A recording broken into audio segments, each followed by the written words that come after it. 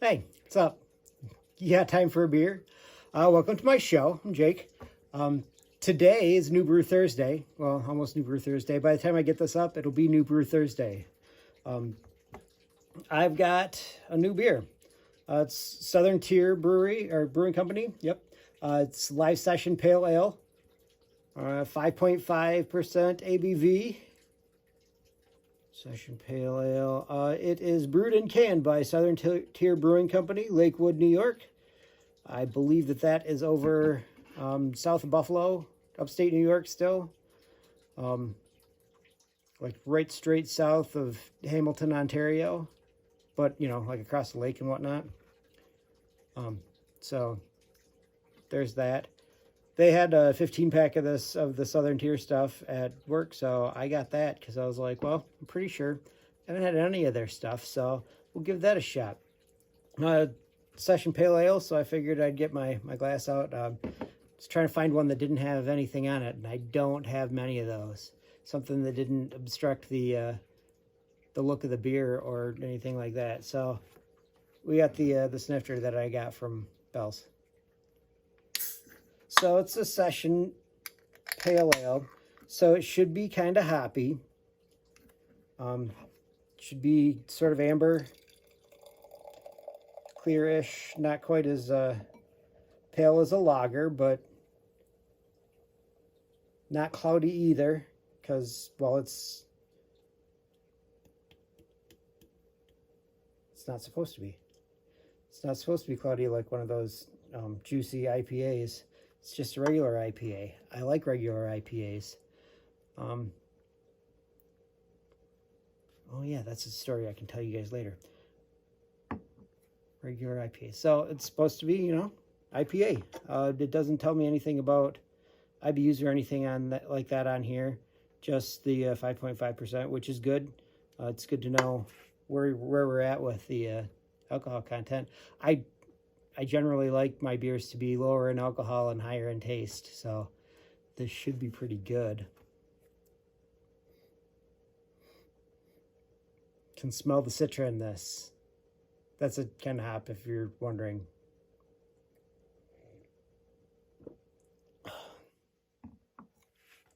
Huh. It's good. It tastes like I could drink a bunch of them. I don't know if watery is the right word to say, but it kind of is. Like, it tastes like water. Bitter water, like water that's had Citra hops sitting in it for a while, but it tastes like that. Not a whole lot of malt presence, which is a little bit, which is fine because you need that to balance out the bitterness from the hops, especially because Citra is it's a pretty strong hop if you add it in any quantity.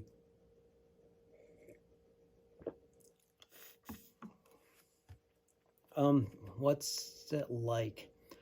A beer that this reminds me of. It kind of reminds me of like the Lighthearted from Bell's, just because of the lighter flavor and because of the Citra hops. I'd say Two Hearted, but it feels too light. It's really super light on the tongue, which is great. Makes it so you can drink, or it makes it so that you feel like you can drink a bunch more, and that's pretty cool. Let's see. Is there a story that this reminds me of? Okay, so at the beginning I was like, oh, that reminds me of this other thing. I was listening to a podcast today, the Untapped podcast, and they had all of this stuff about Bell's turning 35, which is really cool. I've actually been to a significant Bell's anniversary party. I was there for the 25th anniversary party accidentally, and they're having a big thing. Decided to go with Johnny B, friend from college. He was going to school down there in Kalamazoo. I was working down the road and living down a different road.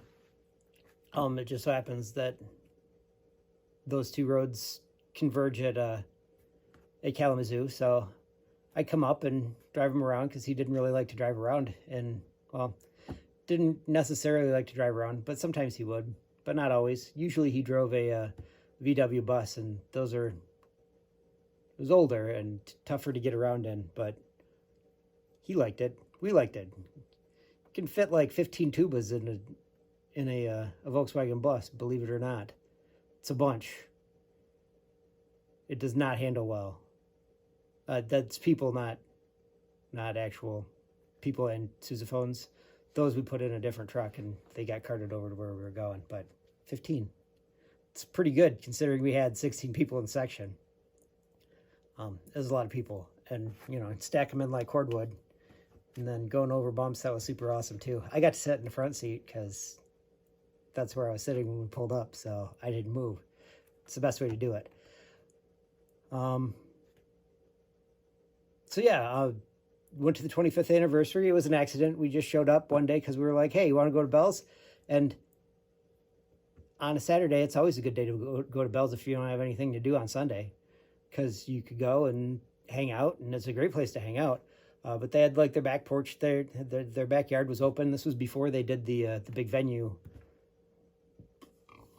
Oh, excuse me, in the back there. So there was a lot of room out back because they didn't have all the other stuff that they put in there. The venue was separate from the tap room. About the time I was leaving was when they decided to redo all that stuff. Johnny B was still down there, so I'd go down and visit every once in a while. But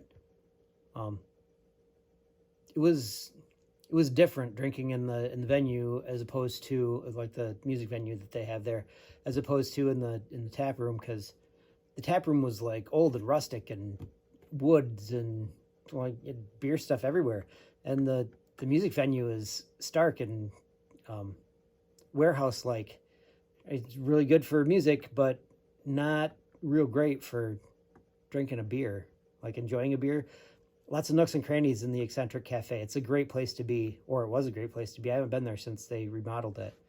You can go upstairs, and you could go upstairs and hang out in a little area with a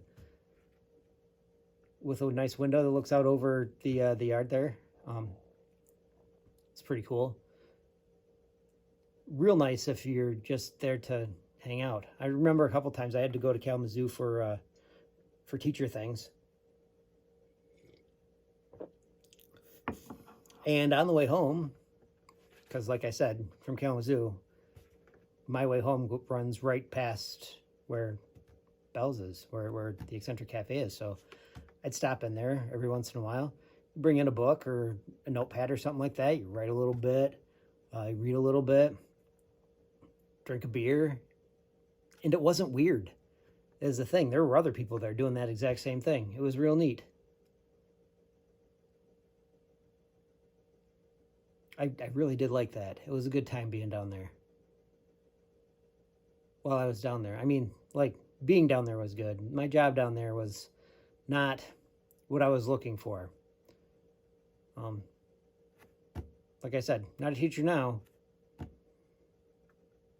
I think you actually have to like people if you're a teacher. But in the job that I'm in now, working retail, you don't have to like people at all. As a matter of fact, most people that I know that work with me don't especially care for people, which is different, I guess.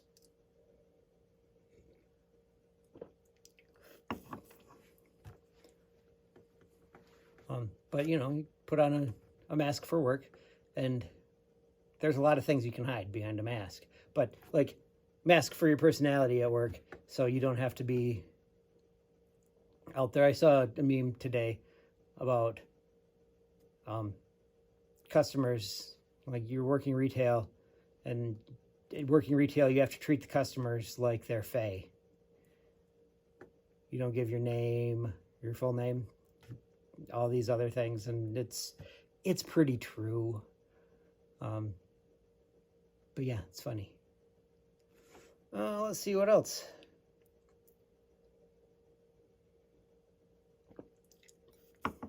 Do I have other stories that this beer reminds me of? This would actually be a really good beer to have if you were going to be mowing a lawn. This would be a great lawnmower beer. I always thought that an interesting flavor for a lawnmower beer would be like gasoline or grass. Grass would be an interesting flavor. I also thought that an interesting flavor for a beer would be jasmine rice or rice in general, because you hear, oh yeah, Budweiser, they use rice in all their beers, which sounds really weird. But I did have Sellerman's used to make one they called Ladyboy. It was basil and jasmine rice, and it tasted like a beer with basil and jasmine rice in it. It was really good. Basil kind of tastes like grass, I think. Not like really technically grass. You could use like cat grass or something like that. Maybe some lemongrass might be interesting. Lemongrass. I just can't figure out how to make it taste like gasoline, because that's what it's got. Maybe it smells like gasoline. I don't know.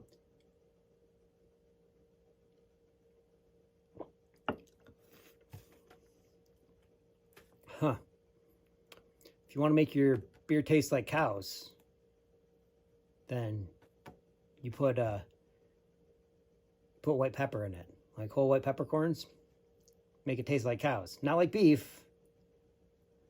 If you've ever smelled a cow farm, if you get the wrong white peppercorns, it ends up smelling like that, cow farm. Which also smells a lot like cheese, which is strange, because it's like, no, it tastes okay, clean even, but it smells like the back end of a cow, like Whataburger. Yeah, inside the Whataburger. Smells like white peppercorns.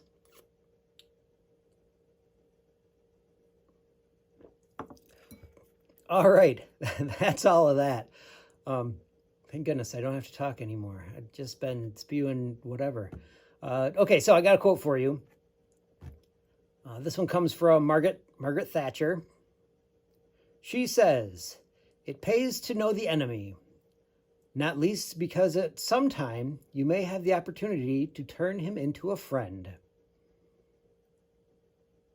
I think that's good advice. Plus, if you're going to have an enemy, the best way to defeat an enemy is to know them, to love them, so that you can destroy them in the best way possible. Learned that from a super Christian dude.